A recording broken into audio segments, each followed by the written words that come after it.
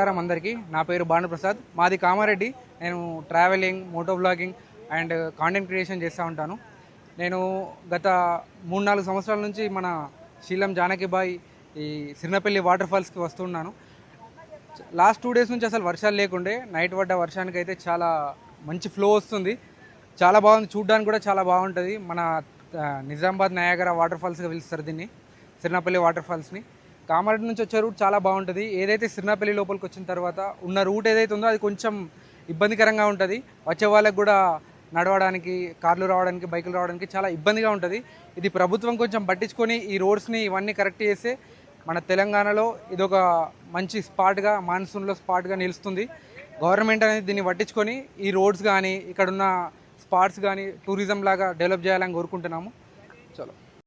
నాది సిరినాపల్లి.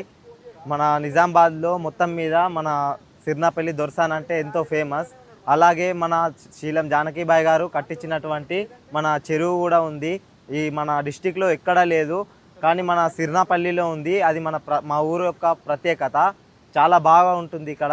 కాకపోతే కొంచెం గవర్నమెంట్ మీరు పట్టించుకొని ఇక్కడ ఇంకా ఈ రోడ్డు కానీ ఏవైనా సదుపాయాలు కల్పిస్తే బాగుంటుంది.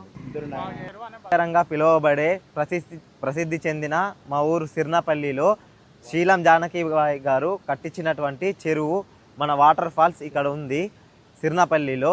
ఇది చాలా ప్రసిద్ధి చెందిన ప్రాంతంగా అందరూ గుర్తిస్తారు.